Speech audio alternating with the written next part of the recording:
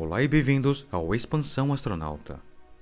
Desde que o primeiro exoplaneta orbitando uma estrela foi descoberto há quase 30 anos, nossa compreensão do universo expandiu-se enormemente. Agora podemos estimar que a maioria das estrelas, se não quase todas, possuem um sistema planetário. Em outras palavras, planetas orbitando estrelas não são algo exclusivo do nosso sistema solar, como outrora pensávamos, mas, sobretudo, uma ordem cósmica, uma regra em todo o universo. Nas últimas décadas, milhares de planetas foram descobertos, exibindo uma incrível diversidade de características exóticas desconhecidas até então, como Júpiteres quentes e próximos de sua estrela, ou mini-Netunos. Mas é inegável que um dos mais interessantes e intrigantes são planetas rochosos com massa maior que a Terra, os chamados superterras.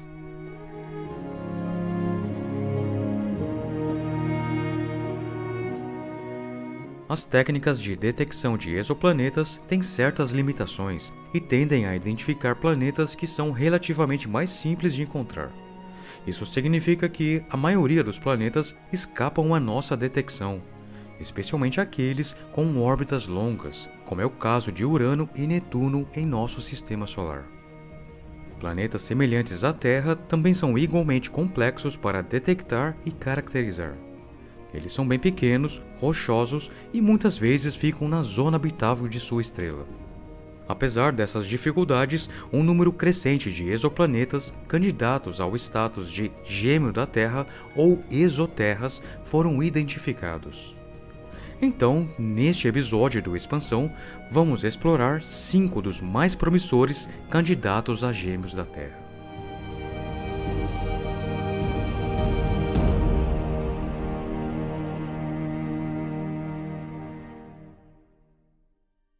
A expansão do conhecimento humano sobre tudo que nos cerca é ininterrupta e segue forte desde tempos imemoriais.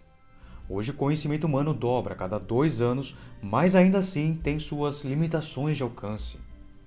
E essas limitações podem causar vieses de raciocínio, ou seja, tendências a racionalizar as coisas até o ponto em que compreendemos. Antes da detecção confirmada do primeiro exoplaneta há mais de 30 anos, poucos acreditavam que sistemas planetários em outras estrelas fosse algo comum.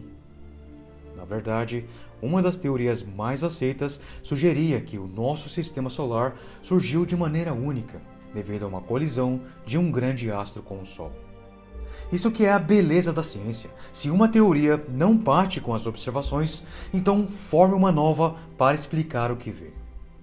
Ou seja, a ciência não é uma crença imutável. Hoje são mais de 5.000 exoplanetas catalogados e a cada momento novos planetas são detectados. Mas o nosso foco de hoje não é qualquer planeta, e sim mundos potencialmente habitáveis e capazes de abrigar vida, as superterras. Então vamos lá. Devemos começar por lembrar que só podemos reunir uma quantidade limitada de conhecimento sobre um planeta específico, pois nossa tecnologia, embora em constante evolução, ainda não é perfeita. Atualmente, existem 2 métodos principais para detectar planetas fora do nosso sistema solar, ou exoplanetas. Quando um planeta é detectado pelo método da velocidade radial, que utiliza a observação de pequenas oscilações na estrela devido à influência gravitacional do planeta sobre ela, podemos obter uma boa estimativa de sua massa. Já o método de trânsito detecta planetas observando quedas periódicas no brilho de uma estrela quando o planeta passa em sua frente, permitindo determinar o seu tamanho.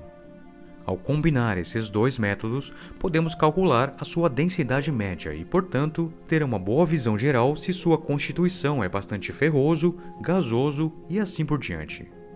Além disso, esses 2 métodos também permitem determinar a órbita do planeta, o que é importante para saber se está na zona habitável de sua estrela. Finalmente, muito recentemente, também começamos a caracterizar as atmosferas dos pequenos planetas e sua química. Já podemos estudar a sua radiação infravermelha para determinar se é compatível com a presença de atmosfera ou não. Este é, por exemplo, o trabalho que o telescópio espacial James Webb conseguiu realizar com certos planetas do sistema TRAPPIST-1.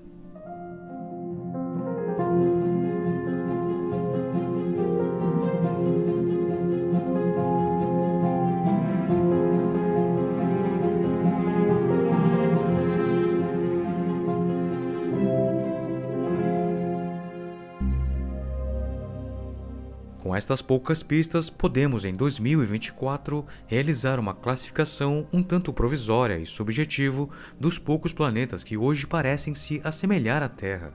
A boa notícia é que alguns deles estão apenas algumas centenas ou mesmo dezenas de anos-luz de distância. Portanto, não são planetas muito raros e podem haver alguns, talvez, que estão próximos o suficiente para nos permitir sonhar com uma pequena viagem interestelar.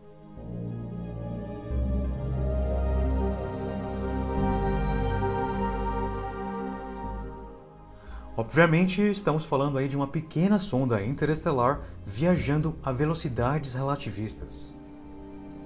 Embora isso pareça algo de ficção científica, a tecnologia e a ciência estão em constante avanço, e projetos como o Breakthrough Starshot já estão explorando a possibilidade de enviar pequenas sondas a sistemas estelares próximos, usando a propulsão a laser. A meta é atingir 20% da velocidade da luz. Então vamos começar nossa jornada a uma boa distância de 1800 anos-luz do Sol, ou seja, totalmente inacessível para a nossa atual tecnologia. Para iniciar nossa classificação, em quinto lugar, colocaremos Kepler 452b. Este é um planeta bastante grande e massivo, tem 1,5 vezes o diâmetro da Terra e 5 vezes a sua massa. O que o torna muito interessante é a sua órbita. O planeta orbita uma estrela que é muito semelhante ao nosso Sol, e o seu ano dura 385 dias, que está, portanto, numa configuração que nos parece familiar.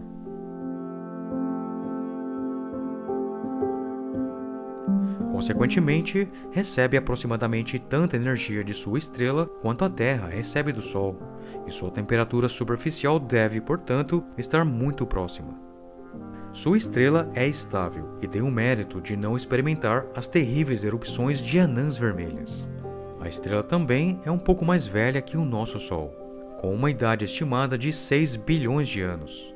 Sua luminosidade pouco mudou ao longo dos anos, o que significa que Kepler 452b está em sua zona habitável há tanto tempo que, inevitavelmente, abre grandes perspectivas em relação ao potencial de abrigar vida.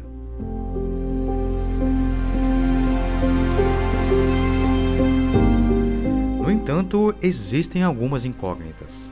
A primeira diz respeito à gravidade da superfície. É o dobro da gravidade da Terra. Então, se estivesse lá, pesaria 2 vezes o que pesa hoje. Viver na opressiva gravidade de 2G seria provavelmente muito desconfortável para a maioria de nós, mas talvez não completamente impossível. Digamos que você provavelmente se sentiria como um astronauta retornando da ISS após meses e meses de estadia na estação em microgravidade. A composição do planeta também é incerta, se é principalmente rochoso ou gasoso. Os modelos mais aceitos o veem como uma superterra, provavelmente bem vulcânica e coberta por um espesso véu de nuvens. Infelizmente, não sabemos nada sobre sua atmosfera, o que poderia de fato mudar muito a situação. Poderia sinalizar a diferença entre ser uma exoterra ou um exovênus, por exemplo, que apesar de localizar-se na borda interna da zona habitável, há uma enorme diferença na habitabilidade entre os dois mundos.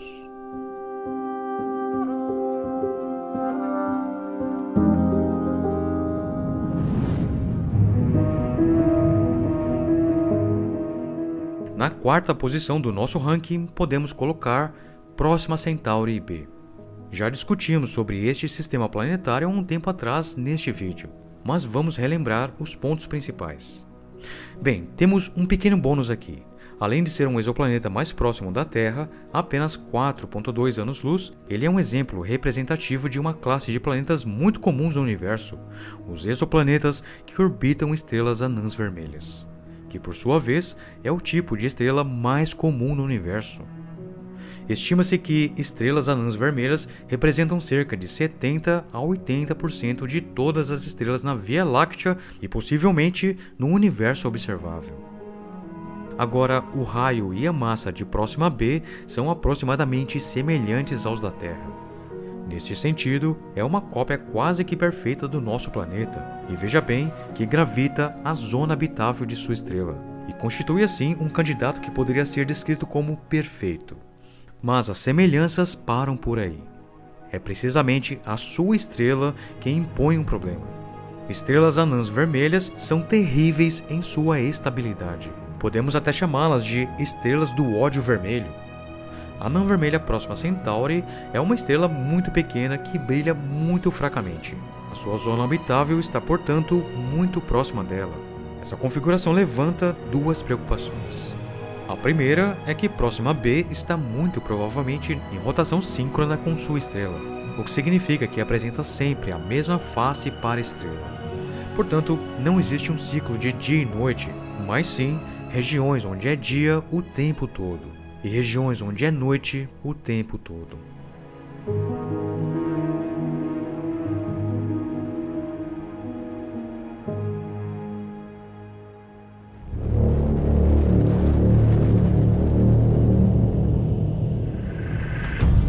A estrela Próxima Centauri, como toda anã vermelha no universo, é particularmente propensa a erupções ultraviolentas no início de sua extremamente longa vida. Esta última desencadeia tempestades de raios-x nos planetas circundantes, o que provavelmente não é super compatível com a vida. Pelo menos no lado diurno. Apesar de que o lado noturno não é castigado e recebe um pouco menos de radiação do que a Terra recebe. Então provavelmente é em média mais frio.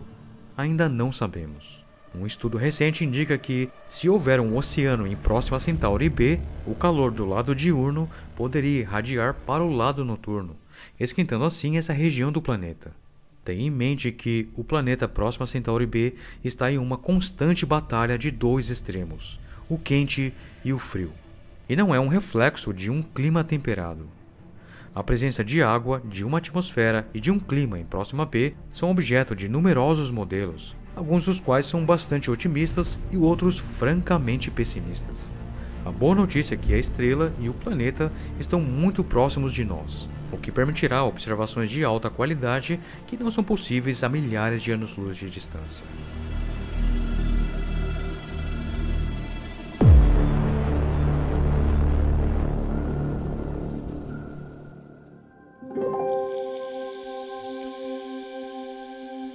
Em terceiro lugar, é preciso afastar-se consideravelmente do Sol e visitar um sistema bem conhecido, o sistema TRAPPIST-1, que está a 30 anos-luz de nós. Este sistema tem o maior número de planetas de dimensões semelhantes aos da Terra já encontrados e o maior número de mundos com condições favoráveis à existência de água. Ao todo, são 7 exoplanetas, dos quais pelo menos 3 estão localizados na zona habitável da estrela e possuem condições de abrigar a água líquida. Dos 7 planetas, o mais interessante está bem no meio do grupo, TRAPPIST-1e. Não é fisicamente o mais semelhante ao nosso planeta no sistema. Ele é um pouco menor, com 90% do tamanho da Terra e 70% de sua massa, proporcionando uma gravidade na superfície cerca de 80% da nossa, o que provavelmente é muito agradável. Agora, TRAPPIST-1 é também uma estrela anã vermelha, e tudo o que foi dito sobre Próxima Centauri B é igualmente válido aqui. Classificamos este sistema um pouco mais alto porque sua temperatura na superfície é estimada como um pouco mais próxima à da Terra, com todas as preocupações necessárias ao discutir um mundo que provavelmente está em rotação sincronizada, ou seja, sempre apresenta a mesma face para a sua estrela. Alternativamente, alguns catálogos consideram TRAPPIST-1d mais promissor.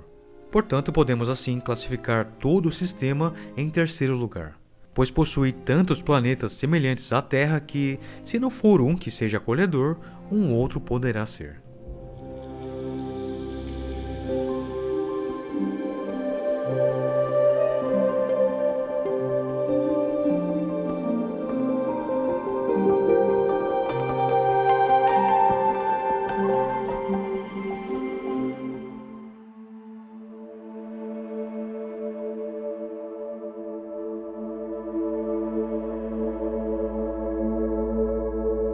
Em segundo lugar, em nosso ranking de habitabilidade, teríamos a tendência de colocar o primeiro de 2 planetas que foram descobertos em 2019, ao redor de uma estrela de nome bem peculiar, Teegarden Star.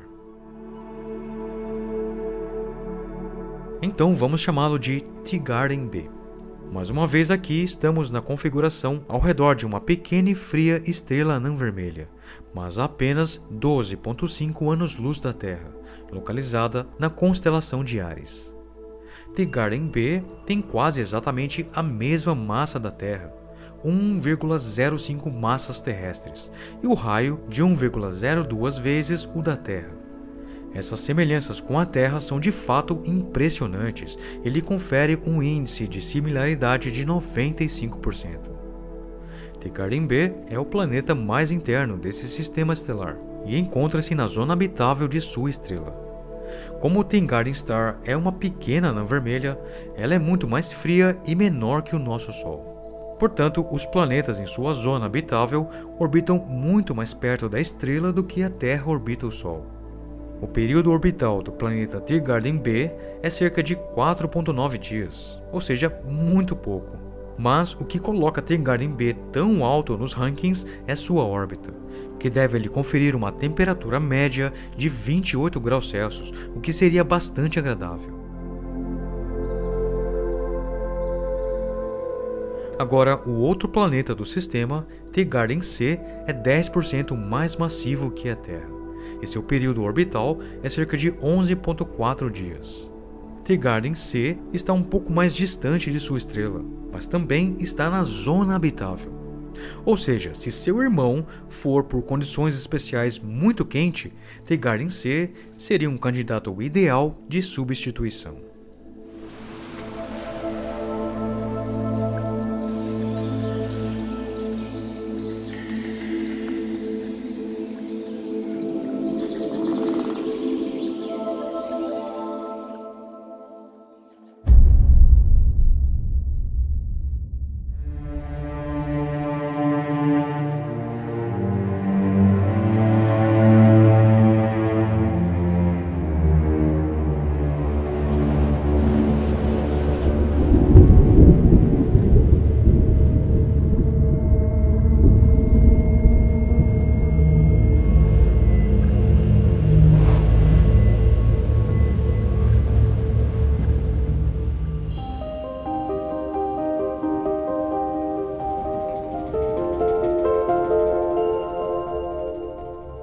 Então vamos lá. A primeiríssima posição, dedicamos a um exoplaneta candidato. Exatamente isso. Sua existência ainda não foi confirmada. Eu sei, é um pouco de trapaça, mas a ideia é mostrar uma joia rara que parece estar se escondendo bem no limite de nossas capacidades de detecção. O planeta leva o nome de KOI 487801. Um nome bem estranho, claro. Ele orbita, e vejam bem, uma estrela tipo G, anã amarela, semelhante ao nosso Sol, a pouco mais de 1000 anos-luz de nós. Devido a sua estrela hospedeira ser um pouco mais quente que o nosso Sol, ela possui uma zona habitável situada um pouco mais afastada da mesma. O planeta parece ter um raio apenas 5% maior que o da Terra, e sua órbita também é excelente. Ele completa uma volta em torno de sua estrela a cada 449 dias, o que o coloca a 1,12 unidades astronômicas dela, exatamente bem na zona habitável. E é claro, não está travado com sua estrela, apresentando ciclos de dias e noites. Agora, hidrogênio e oxigênio são muito comuns no universo. E é provável que esteja presente na maioria dos planetas, pelo menos nos estágios iniciais de sua formação. Este fato, juntamente com a temperatura média, massa e tamanho do planeta, tornam muito provável a presença de água na sua superfície. É possível que sua menor densidade em relação à Terra é devido à presença excessiva de água em sua crosta, o que o tornaria um planeta oceânico.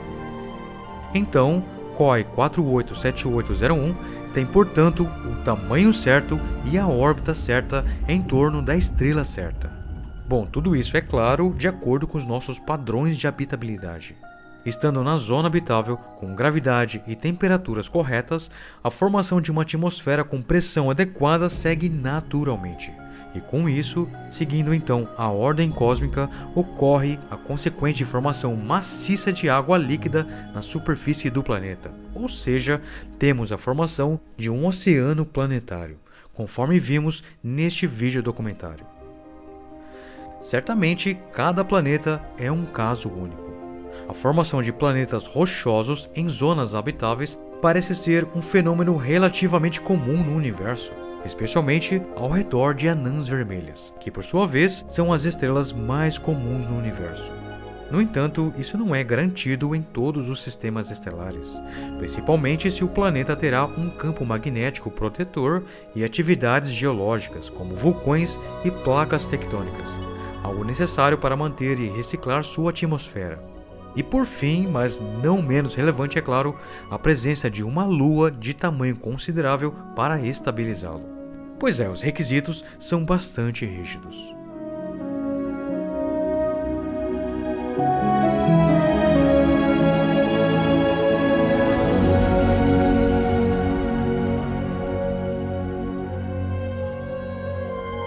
Agora, gente, abrindo um parênteses aqui para um momento filosófico, é muito estranho pensar em algo que eu propositalmente martelei aqui neste vídeo. Anãs vermelhas são as estrelas mais comuns no universo.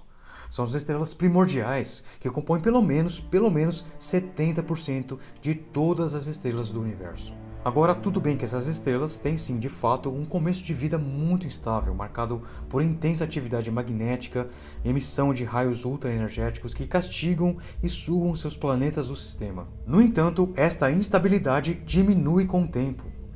Ou seja, as anãs vermelhas vão se estabilizar e permitir que seus planetas prosperem de verdade. Estima-se que estrelas anãs vermelhas podem viver dezenas de bilhões de anos e até trilhões de anos. Exatamente isso, trilhões de anos. Muito mais do que a idade atual do universo, que estima-se em 13,8 bilhões de anos. Um ponto interessante é que o nosso Sol, uma estrela tipo G amarela, apesar de ter um começo de vida estável, vive apenas 10 bilhões de anos. Ou seja, não parece que chegamos cedo demais para a festa do universo. Porque quando chegar o momento em que as anãs vermelhas começarem a se estabilizar, o universo vai explodir de vida em todo lugar. É claro que podem haver exceções e casos especiais para algumas anãs vermelhas, mas se queremos encontrar uma outra civilização espaço afora, construindo megas estruturas como esferas de Dyson, por exemplo, uma aposta sensata seria começar por anãs amarelas como o nosso Sol. Em todo caso, sobre o planeta Koi, eu tenho uma última coisa a dizer. Claro, devemos fazer uma ressalva importante. Sua existência, como eu disse, não pôde ser confirmada. Mas convenhamos, isto é difícil de fazer quando os períodos orbitais são tão longos. Vamos ficar de olho com futuras notícias da NASA sobre este planeta. Agora, gente, honestamente falando, ainda faltam muitos parâmetros para poder dizer se um planeta é de fato semelhante à Terra ou não. Eles têm uma atmosfera, um campo magnético, satélites massivos, receberam uma quantidade suficiente de água ao longo de sua história. A habitabilidade da Terra é algo que ainda estamos tentando compreender. Em todo caso, KOI 487801 parece ser um caso especial. Seu índice de similaridade com a Terra é de 98%, ou seja, o maior detectado até agora. Com uma temperatura média global de 17 graus Celsius contra os 14 graus Celsius da Terra, o coloca em condições quase que idênticas, um verdadeiro gêmeo da Terra. Sendo assim, temos então dificuldade em imaginá-lo de outra forma senão como um planeta azul oferecendo condições paradisíacas.